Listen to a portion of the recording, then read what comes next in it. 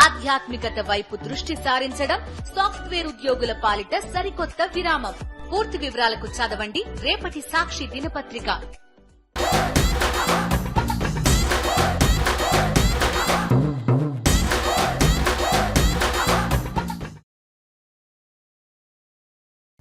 అందరికీ నమస్తే. గరం గరం వార్తలకు స్వాగతం.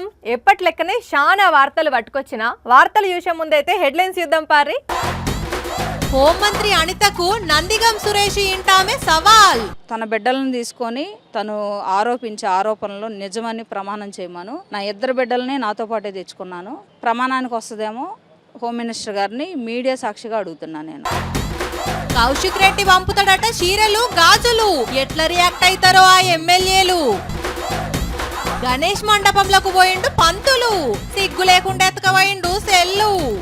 శివలింగాన్ని పట్టుకొని చేసింది పర్ఫార్మెన్స్. తర్వాత సీన్ అంతా అయ్యింది రివర్సు. గజనీగా మారిన ఇంద్రబాబు. యాంకర్ భయంకర్ 15,000. Common makeup men 3,000. కవ్వ కెమెరామెన్ 10,000. ఇవన్నీ ఏంటి? ఎందుకోసం రాసుకున్నాను? హోమ్ మినిస్టర్ అనిత గారు, మీ స్థాయి నాది కాకపోవచ్చు, మీకున్న హోదా నాకు లేకపోవచ్చు, కానీ బరాబర్ నేను మీకు సవాల్ విసురుతున్నా. మీరు ఏవైతే ఆరోపణలు నందిగం సురేష్ మీద చేసిండ్రో అవి నిరూపించాలి. దానికోసం మీరు అన్న ప్రమాణం చేయాలి, లేదంటే నేనన్న ప్రమాణం చేస్తా అని నందిగం సురేష్ ఇంటామే బేబీ లత మేడం గట్టిగా అడిగింది. మీరు ప్రెస్ మీట్లో మాట్లాడతా వీడెవడో నందిగం సురేష్ ఏంటి ఆ భాష ఏంటి? ఆడ మనిషివి కదా నువ్వు, మగ మనిషిని వాడు వీడు అని సంబోధించే హోదానా అనేది? ఇట్లా హోంమంత్రి అనిత మేడం మీద అగ్గి మీద గుగ్గిలమైన బేబీ మేడం ఏం గింత బెనకకుండా అనిత ఏదో ఆమె పదవి కాపాడుకునేందుకు పాకులాడుతున్నది, అందుకే ఇట్లా కావాలనే మా మీద ఆరోపణలు చేస్తున్నది అనుకుంటా. అవి నిజమే అయితే రమ్మను, ఆమె పిల్లలను తీసుకొచ్చి ఒట్టేసి చెప్పమను అని అందరి ముందే సవాల్ చేసింది. ఎక్కడికైనా తన బిడ్డలను తీసుకొని తను ఆరోపించే ఆరోపణలు నిజమని ప్రమాణం చేయమను. నా ఇద్దరు బిడ్డలని నాతో పాటే తెచ్చుకున్నాను. ప్రమాణానికి వస్తుందేమో హోమ్ మినిస్టర్ గారిని మీడియా సాక్షిగా అడుగుతున్నా. నేను రైట్ అంతే కదా. మరి నేనన్న నా పిల్లల మీద ఒట్టేస్తా, అనితన్న ఆమె పిల్లల మీద ఒట్టేయాలి, అప్పుడు ఎవరి మాటలు నియమో తెలిసిపోతుంది అని బల్లగుద్ది బాజాప్తుగా మాట్లాడింది. మరి అనిత మేడం ప్రెస్ మీట్ పెట్టి ఏదో తోసిన ఆరోపణలు చేసింది గాని మరి ఇప్పుడు బేబీ మేడం విసిరిన సవాల్కు రెడీ అంటదా, లేకపోతే అబ్బో నేనేదో తెలిసి తెలవక మాట్లాడినా దానికే నా పిల్లల మీద ఒట్టేయాలనా అని సైలెంట్గా ఉండిపోతుందో చూడాలి. ఎందుకంటే అప్పుడప్పుడు మేడం ముందు ఏదో మాట్లాడి తర్వాత యూటర్న్ తీసుకుంటది కదా. మొన్ననే వినాయకుల ఎత్తును బట్టి ఫీజు కట్టాలని చెప్పి తర్వాత యూటర్న్ తీసుకొని మేము అట్లా అనలేదు అని ఎట్లా మాట మార్చింది. అట్లనే ఇప్పుడు కూడా మారుస్తుందో లేదంటే సైలెంట్గానే ఉంటుందో, సవాలుకు సై అనే ముందుకొస్తుందో చూద్దాం. గణేష్ మండపాలల్లా లడ్డూలను, సౌండ్ బాక్సులను, మైకులను, టెంటులను, కుర్చీలను, కొబ్బరికాయలను ఎవలెత్తుకపోతారులా? ఇంకెవలు? దొంగలే అంటారు. తాగేటందుకు పైసలు లేక కొందరు, దొంగ బుద్ధులు ఓగొట్టుకోలేక కొందరు దొంగతనం చేస్తారు. చాలా దిక్కుల్లో ఇదే జరుగుతుంది కదా. కానీ ఇక్కడ ఎవ్వరు దొంగతనం చేసిండ్రో తెలిస్తే షాక్ అవుతారు. ముందుగాల దొంగతనం ఎట్లా జరిగిందో చూడుండ్రి, దొంగలెవలో అటెంక చెప్తా. రాత్రిళ్ళు గణపయ్యకు పూజలు అయిపోయినాక విగ్రహం నిలబెట్టినోళ్ళు దోమతెర కట్టుకొని పండుకున్నారు, గాఢ నిద్రలకు జారుకున్నారు. అయితే ఇటు దిక్కు చూడుండ్రి, ఒక దొంగోడు పిల్లి ఎలకను పట్టేటప్పుడు అడుగుల్లో అడుగేసుకుంటొచ్చి నాసు పెట్టినట్టే ఏం చేసిండో అవ్వర బిడ్డ కేల్ కథం దూకునం బంద్. సాక్షాత్తు గణపయ్య సాక్షిగా గణపయ్య కావలి పడుకున్నోళ్ళ ఫోనే కొట్టేసిండు. అట్లని ఈ మోతవరి రెగ్యులర్ దొంగ అనుకునేరు. కాదు కాదు, గవర్నమెంట్ స్కూల్లో టీచర్ అట. మరి బుద్ధి ఎందుకు గడ్డి తిన్నదో గాని పిల్లలకు పాఠాలు చెప్పి సక్రమమైన మార్గంలో పెట్టాల్సిన పంతులే పోరల ఫోన్ మీద మనసు వారేసుకొని దొంగతనం చేసి ఈపు చింతపండు వేసుకున్నాడు. పోలీసులు కేసు రాసుకున్నారట. కానీ చీ ఎక్కడన్నా ఉన్నది అనుల్లా గవర్నమెంట్ టీచర్ దొంగతనం చేసుడు? మల్లది ఆయన గారి స్టూడెంట్స్ వినాయకుడిని నిలబెడితే వాళ్ళ ఫోన్ కొట్టేసుడు. వైఎస్ఆర్ జిల్లా జమ్మల మడుగుల జరిగిన ముచ్చటిది. వినాయక విగ్రహాలు పెట్టినోళ్ళు జర పైలం, అందరూ మంచోళ్లే ఉంటారు అనుకోలేము. ఏమంటున్నావు? మనం ఎక్కడికన్నా హోటల్కి పోయినప్పుడు నచ్చింది ఆర్డర్ చేసుకుని తింటాం. సరే నచ్చకపోయినా కొన్నిసార్లు తినాల్సి వస్తుంది అనుకోండి, అది వేరే ముచ్చట. కానీ నచ్చినా నచ్చకపోయినా తిన్నదానికైతే బిల్లు కడతాం కదా. కట్టకపోతే హోటల్లో లూకుంటారా? బేషన్లు గిన్నెలు గడిగియరా? అయితే గీడో కాడ ఓ హోటల్ కాడ నచ్చింది ఆర్డర్ చేసుకుని తిన్న ఓ మూతవరి తీరా బిల్ అడిగేసరికి ఏం చేసిండో చూస్తే మస్తు పరేషాన్ అవుతారు. అరే అయ్యో పడతాడు ఆపన్న ఆపు. వామ్మో అసలుకి ఆపుతలేడు కదా. సర్రుమని దంచుకొని రోడ్ ఎక్కిపోయిండు. మరి డోర్ పట్టుకున్న ఈ అన్న లోపలికి ఎక్కిండా లేకపోతే రోడ్డు మీదనే పడ్డా? అసలు ఏమైంది? ఎందుకు ఆ కారు అయిన అట్లా పోతుండు? ఈయనెందుకు ఇట్లా కారును పట్టుకున్నాడు అని అంటే మహారాష్ట్రలో ఓ హోటల్ దగ్గరికి పోయిన ఈ కారు నడపటైనే నచ్చింది కారు దగ్గరికే తెప్పించుకొని తిన్నాడట. మరి తిన్నాక బిల్లు కట్టాలి కదా, దానికోసమే ఆ వెయిటర్ స్కానర్ పట్టుకొస్తే ఇంకో ఇట్లా బిల్లు కట్టకుండా తప్పించుకొని పోదామని చూసిండు. అందుకే బొర్రున కారు చాలు చేసి స్పీడ్ గా పోతుంటే ఈ వెయిటర్ కారును గట్టిగా పట్టుకున్నాడు. అయినా కూడా ఆపకుండా వీడు ఇట్లనే దంచుకపోయిండు. మరి కింద పడితే పాపం ఈయన పానాలు పోతాయని కూడా ఆలోచించలేదు. మరి వెయిటర్కి ఏమన్నా అయిందా అని అంటే మెల్లగా కారు లోపలికి ఎక్కిండు. అటంకనట అట్లనే తీసుకుపోయి వాళ్ళ దగ్గరనే ఓ రోజంతా బందీగా పెట్టుకున్నారట. మరి కారు నడపడం దగ్గర తిన్న తిండికి డబ్బులు ఇచ్చే తందుకుండయా మోరగాకపోతే. ఇప్పుడు ఈ వీడియో అదే హోటల్లో ఉన్న సీసీ కెమెరాలో రికార్డ్ అయింది. ఇప్పుడు పోలీసులు పట్టుకుంటే ఎంత ఖర్చు కావాలి వీనికి? ఏందో ఏమబ్బో, తిన్న డబ్బులు ఇవ్వకుండా కష్టాలు కొని తెచ్చుకుంటారు. ఏరు దాటేదాక ఓడమల్లన్న, ఏరు దాటినాక బోడమల్లన్న అనేది పొలిటికల్ లీడర్ల జాతీయ సామెత. అగో అయిపాయే ఇగో అయిపాయే అని నమ్మిచ్చి ఆయనతో వాళ్ళ పని అయిపోగానే జాడపత్త లేకుండా గాయమైపోతారు. చాలా మంది అట్లనే పాడేండ్లు. ఇంద్రబాబు సారేంది బిత్తర సూపులు చూస్తున్నాడు?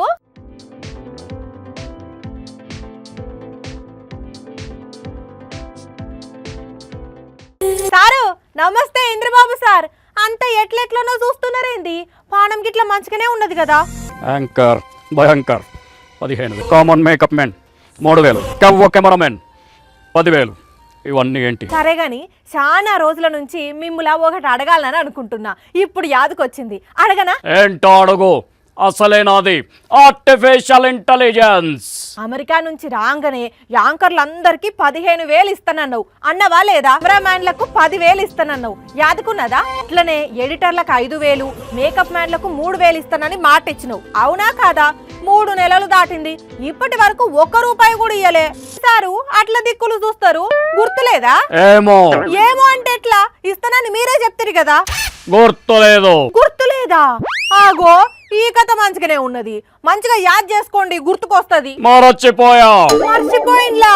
నేను నమ్మ, మీరు కావాలని డ్రామా ఆడుతున్నారు కదా. ఏంటి సారా సిటీలు? ఏమత్య నాకు ఏమి గుర్తుండట్లేదు, అందుకే ఇంపార్టెంట్ విషయాలన్నీ ఎలా రాసుకుంటున్నా. ఓహో, అంటే అచ్చం గజనీ సినిమాల గజనీ లెక్క తయారైన్లు అన్నట్టు అంతేనా? ఆ షీటులల్లా మాకు ఇచ్చిన హామీలు ఏమన్నా రాసున్నాయా? జర చెక్ చేయండి సారు, మీకు పుణ్యం ఉంటది. ఏ చిట్టీల్లోనా? ఒక్క నిమిషం. వీటిల్లో Singapore, Italy, Tokyo, Shanghai, Colombo అని మాత్రమే రాస్తుంది. Singapore, Italy, Tokyo, Shanghai, Colombo.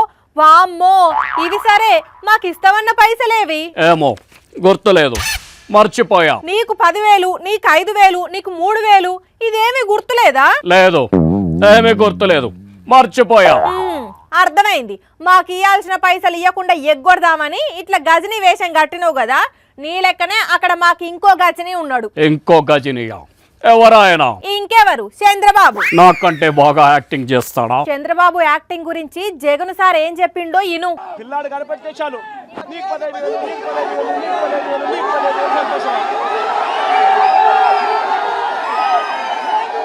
అర్థమైందా? ఇక్కడ నువ్వు, అక్కడ చంద్రబాబు గజని వేషాలు ఇరగదీస్తున్నారు. ఓమ్మో, చూస్తుంటే ఆ సార్ ముందు నేను ఉత్త జోజోబి. ఆయనకెవ్వరు పోటీ లేరు యాక్టింగ్ లో. మరి నోరు మూసుకొని నడు, మాకు ఇష్టమైన పైసలన్నీ లెక్క కట్టి వచ్చేటప్పుడు తీసుకురా, లేకపోతే అందరం కలిసి నీ కాళ్ళు ఇరగొడతాం. ఏమనుకున్నావో? ఏమో నాకు గుర్తులేదు, చెక్ చేసుకొని చెప్తాను. చూసిన్లానుల్లా ఎన్నికలకు ముందు చంద్రబాబు బొచ్చెడు హామీలు ఇచ్చిండు. నీకు 15,000 అని ఇంటింటికి పోయి జనాలకు గ్యాస్ కొట్టిండ్లు. గెలిచిన తర్వాత ఆ హామీల మాట లేదు, ముచ్చట లేదు. ఏరు దాటినాక బోడి మల్లన్న అంటే ఇదే మరి. ఇప్పటి వరకు ఎవ్వరి బర్త్డేలు వాళ్ళు జరుపుకున్నారు. అట్లనే అమ్మా నాయనల బర్త్డేలు జరిపిండ్రు, దోస్తుల బర్త్డేలు జరిపిండ్రు. అంతెందుకు, జంతువులు పక్షుల మీద ప్రేమ ఉన్నోళ్ళు వాళ్ళు పెంచుకున్న జంతువులకు పక్షులకు కూడా బర్త్డే చేసిండ్రు. కానీ అదే గీడో అన్న బండికి బర్త్డే జరిపిండు వెరైటీగా.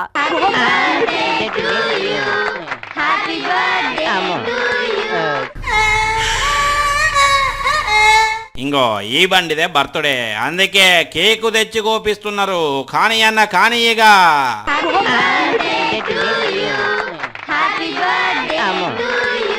Happy birthday bike, happy birthday bike, happy happy happy birthday bike.